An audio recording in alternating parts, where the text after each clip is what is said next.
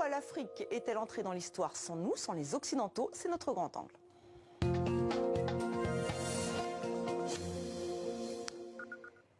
Et cette question, elle est posée par Sonia Le Gouriellec dans ce petit livre et vous y répondez point par point, donc livre paru aux éditions Enquête d'ailleurs. Merci d'être avec nous. Vous êtes spécialiste des questions de sécurité et de paix en Afrique et plus particulièrement dans la Corne de l'Afrique.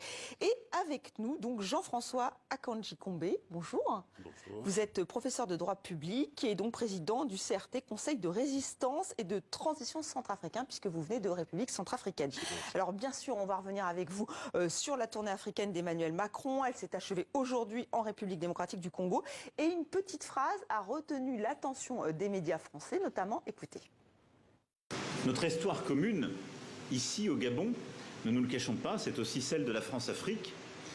Et cet âge de la France-Afrique est bien révolu. Mais j'ai parfois le sentiment que les mentalités n'évoluent pas au même rythme que nous. Quand je lis, j'entends, je vois qu'on prête encore à la France des intentions qu'elle n'a pas, qu'elle n'a plus. On semble encore aussi attendre d'elle des positionnements qu'elle se refuse à prendre. Et je l'assume totalement. Voilà, alors Sonia Le Gouriellec, vous revenez sur la politique française dans votre livre et vous dites qu'elle est floue, on ne sait pas exactement ce que veut la France dans ce qui n'est plus son précaré. Vraiment, le président français l'a redit. Alors là, est-ce qu'il est plus clair ? Alors, je ne sais pas s'il est plus clair, il est très certainement sincère. Mais quand on prend un peu de recul et qu'on met en perspective, la question c'est que beaucoup de présidents ont annoncé la fin de la France-Afrique. À commencer par lui d'ailleurs. À commencer par lui, évidemment. Nicolas Sarkozy, François Hollande, etc. l'ont tous annoncé. Mais ça ne tient pas que au narratif du président de la République. Il y a aussi des entreprises. Il y a beaucoup d'autres choses qui participent de ce phénomène de France-Afrique. Et c'est dû aussi au fait que les questions africaines ont toujours été institutionnellement, en tout cas, traitées plutôt par l'Élysée, par le président et l'exécutif, ce qui a pu effectivement parfois, c'est devenu un domaine réservé, un précaré français, et parfois c'est un peu obscur au niveau ne serait-ce qu'institutionnel de savoir comment sont traitées ces questions. Alors Jean-François Akanji-Kombe, est-ce que vous pensez que la politique française est plus claire aujourd'hui que Emmanuel Macron, finalement, il a su convaincre ? En parlant à partir de la position qui est la mienne, c'est-à-dire en tant que centrafricain, je me refuse en réalité à porter un jugement global sur ce qui est en fait un processus interne de définition d'une politique d'un pays. C'est la France. La France aujourd'hui, par la voix d'Emmanuel Macron, a annoncé la couleur. Maintenant, il appartient aux États africains, au gouvernement africain, mais aussi aux sociétés, parce que ce sont des sociétés plurielles, nos sociétés, de pouvoir bâtir des propositions, une vision de l'Afrique et des projets qu'ils vont affronter avec ce que Emmanuel Macron a présenté hier. Je prends simplement, j'accueille plutôt favorablement en tant que centrafricain, d'abord le changement de ton. Le changement de ton, l'annonce de l'humilité, on attend la pratique, bien sûr. Il l'avait dit lors du discours de l'Élysée. Lors du discours de l'Élysée, et aussi comme élément positif, cet élément qui consiste à dire nous sommes prêts à assumer que nous défendons le langage de la franchise, nous défendons des intérêts en Afrique, mais précisément, nous sommes dans un monde où il faut que nous construisions hors de toute, de tout sensationnalisme, que nous construisions des solutions qui correspondent à nos sociétés, à nous, et nous, en tant que Centrafricains, au Conseil de résistance et de transition, nous avons des combats à mener en tant que Centrafricains. Et ces combats, ce sont les combats des Centrafricains, pas le combat de la France. Mais nous avons aussi à nous mettre à la table avec la France pour discuter plus clairement. Et c'est ce qui est peut-être souhaitable à partir de ce discours. Oui, pour votre part, mais c'est un peu compliqué en ce moment la position de la France en République centrafricaine avec les Wagner, mais ça c'est un autre débat. Ça c'est un autre débat, mais je parle là, c'est un discours qui s'intéresse à l'Afrique dans son ensemble, et moi en tant que centrafricain, je ne peux pas me désintéresser du sort de l'Afrique parce que nous dépendons, nous sommes même le cœur de l'Afrique. En langue sango centrafricain, on dit Bay Africa, c'est-à-dire le cœur de l'Afrique. Nous sommes au cœur de l'Afrique, nous devons battre, et l'Afrique bat aussi au rythme de ce que nous sommes. Mais l'Afrique dans son ensemble, c'est compliqué parce que Sonia Le Gouriellec, vous l'expliquez souvent, L'Afrique est vue comme un pays, c'est un pays continent, alors qu'il y a 55 pays et c'est une sorte de fourre-tout, c'est horrible à dire, mais c'est presque ça. Ben, c'était un petit peu l'idée, ce que je voulais démontrer justement. Alors là, vous avez des gens qui nous regardent un peu partout dans le monde, mais quand on regarde le grand public français, ben, l'Afrique c'est un grand tout. Il se passe toujours des famines, des guerres, de la pauvreté, et il n'y a pas d'autre discours. Et en fait, pour écrire ce livre, je me suis appuyée sur les propos de Chimamanda Adichie, qui est une romancière nigériane, qui explique que oui, il y a des choses vraies, mais en fait, il y a une autre histoire. Il ne faut pas avoir une histoire unique de l'Afrique. Et ben, c'est ce que j'essaye un peu de démontrer, et surtout de comprendre qu'est-ce qu'on sait sur l'Afrique, le grand public, qu'est-ce qu'il sait sur l'Afrique, comment il le sait, et donc comment rectifier le tir, entre guillemets. Il y a des Afriques, il y a des histoires, il ne se passe pas que des crises et des guerres, etc. Et c'est aussi ça qu'il faut raconter. Mais effectivement, si le traitement médiatique général dans les grands médias réduit la part de l'Afrique... Alors même vous parlez des médias en français notamment, et vous faites ce constat où finalement on parle très peu de l'Afrique, oui, et sur des sujets... Alors, très précis, notamment le Sahel. Ça, oui. Ça a été très... Alors, pour la France, le Sahel, mais occidentaux aussi. Hein, les États-Unis ne parlent pas beaucoup non plus de l'Afrique, la Grande-Bretagne non plus. Donc c'est assez général, en tout cas à l'Occident. Je n'ai pas fait d'études pour la Russie, la Turquie ou d'autres pays. Il faudrait aller voir plus près, mais on pourra en reparler.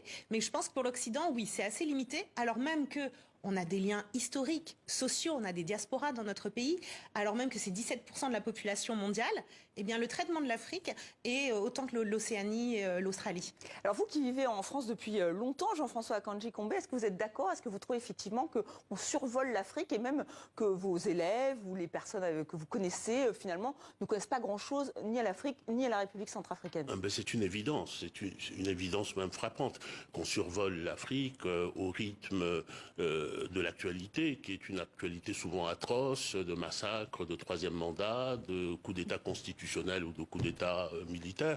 On survole l'Afrique de cette manière-là et je trouve qu'il est bon que les diasporas qui sont en Europe, notamment, ou qui sont à l'extérieur, puissent véhiculer un autre narratif de l'Afrique. Mais ceci vaut aussi pour l'Afrique. Parce que l'Afrique est plurielle. Et nous sommes dans un monde qui est mondialisé avec une jeunesse qui est plutôt attirée vers ce qui est mondialisé que vers ce qui constitue les spécificités, les traditions africaines.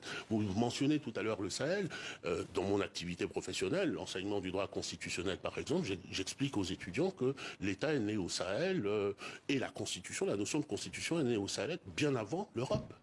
Avec la charte de Kurukan-Fuga, par exemple. Ce sont des choses que nous avons besoin de travailler en dehors de toute passion en Afrique. Monter des équipes de recherche, des jeunes qui s'occupent de ressortir ces éléments-là. Et sur cette base-là, nous pouvons bâtir des institutions qui seront durables. Si nous ne faisons pas ce travail-là, nous pouvons reprocher aux autres de ne pas prendre en compte. Mais il faut que nous fassions le travail de réappropriation de nous-mêmes. Et c'est ce que nous essayons de faire en Centrafrique notamment. Alors Sonia Le Gouriellec, le titre de votre livre, c'est vrai qu'on se dit qu'il renvoie à un célèbre discours, celui de Nicolas Sarkozy évidemment. C'était en 2007, il affirmait à cette occasion que l'homme africain n'est pas assez rentré dans l'histoire. D'ailleurs, j'avoue que j'apprends aujourd'hui que la Constitution est née au Sahel. C'était vraiment l'envie de battre en brèche cette idée? Oui, c'était d'y revenir. Alors, pourquoi l'Afrique est entrée dans l'histoire sans nous? Effectivement, ça répond au discours de Dakar de Nicolas Sarkozy, qui avait beaucoup choqué. Et en même temps, je me souviens d'un historien, Pierre Boilet, qui disait, dans un sens, c'est révélateur aussi d'un inconscient des élites françaises, de leur image et des représentations qu'ils ont du continent africain. Lorsque Nicolas Sarkozy a dit cela, et celui qui a rédigé ce discours était sincère en un sens sur ce qu'il pensait, et ça révèle quelque chose de nos élites, il me semble. Mais après, 10 ans après, il y a le discours de Ouagadougou, donc qui était vers la jeunesse, là, un autre président, Emmanuel Macron, qui voulait parler à la jeunesse. Est-ce que ça avance finalement cette vision de la jeunesse, comme vous l'avez dit, la jeunesse africaine, selon vous? Alors, Emmanuel Macron le dit dans son discours, qu'il y a des choses qui ont été lancées depuis Ouagadougou et qu'il faut encore du temps pour en voir les répercussions. Alors effectivement, on a vu qu'il a beaucoup axé sa politique sur les diasporas, la jeunesse, parce qu'il y a un écart de plus en plus grand entre un recul de la démocratie dans beaucoup de pays africains et une jeunesse qui a un appel à la démocratie, qui est mondialisée, comme vous l'avez dit, et qui va sur les réseaux sociaux, voit ce qui se passe ailleurs. Il y a un écart de plus en plus important avec cela. Donc le président de la République doit à la fois parler à cette jeunesse assez jeune. En même temps, rassurer les partenaires traditionnels. Et là, on le voit, il appelle à une forme de rupture. Et en même temps, il va d'abord au Gabon et en République démocratique du Congo. Et au Congo. Et donc, on voit ce fameux en même temps, effectivement, qui a toujours ce... Alors, en relation internationale, on dirait qu'il y a une contradiction entre cet appel à une politique réaliste, des théories réalistes en relations internationales, c'est-à-dire l'importance des intérêts. Il rappelle, la France a des intérêts, ce qui est en rupture aussi avec ce que François Hollande disait. On vient au Mali parce qu'on n'a pas d'intérêt, c'est des amis, etc. Maintenant, on le reconnaît et on l'assume. Maintenant, on reconnaît, et il faut, parce qu'il y a toujours des suspicions derrière les actes de la France. Donc il faut le dire, la France, comme tous les autres États, a des intérêts. Et dans le même temps, eh bien, on a encore cette pensée libérale, idéaliste en relations internationales, qui fait prévaloir certaines valeurs éthiques, etc. Donc on appelle à la démocratie, au respect des droits de l'homme, mais dans le même temps, on reçoit le fils d'Éby à l'Élysée. Alors, il y a un choix que j'ai trouvé intéressant dans le discours d'Emmanuel Macron à l'Élysée, qui consiste à dire les droits de l'homme et la démocratie, ça fait maintenant partie du panier des intérêts de la France. Ça change un peu le discours qui était un discours universaliste, donneur de leçons, etc. Je le dis parce que là où nous sommes en tant qu'Africains, nous devons nous saisir de ce discours-là comme un levier pour l'action demain. Et donc, il y a dans ce discours un certain nombre d'opportunités pour bâtir d'autres formes de coopération et donc prendre au mot Emmanuel Macron et la France et dire vous avez dit ceci, vous avez promis ceci, nous sommes là. Est-ce que la perte d'influence n'est pas déjà là? C'est-à-dire qu'on voit que même en République démocratique du Congo, alors c'est peut-être effectivement instrumentalisé, mais ce sentiment anti-français. L'influence traditionnelle, cette perte d'influence, peut-être même qu'il faudrait s'en réjouir parce que c'est cette perte d'influence qui nous conduit aujourd'hui à revisiter la politique française. Mais sur votre question, il y a deux choses en Afrique qu'il ne faut pas confondre. Il y a, me semble-t-il, en République centrafricaine, comme dans les autres pays d'Afrique, une exigence. La jeunesse africaine est aujourd'hui exigeante à l'égard de la France, à l'égard des autres. Et il y a autre chose, qui est la manipulation de cette exigence proprement africaine pour faire autre chose. Et ça, c'est un élément contre lequel nous-mêmes nous devons nous battre. Parce que c'est notre voix qui doit être entendue, pas les intérêts des autres. Voilà, bah écoutez, merci. Alors, il y a plein de choses que vous abordez, Sonia Le Gouriellec, dans ce livre. Effectivement, la vision d'une Afrique fantasmée, tous les stéréotypes. Donc vraiment, je conseille la lecture de ce livre. Pourquoi l'Afrique est entrée dans l'histoire sans nous, sans les Occidentaux. Vraiment à recommander. Merci encore d'être venus sur ce plateau à tous les deux.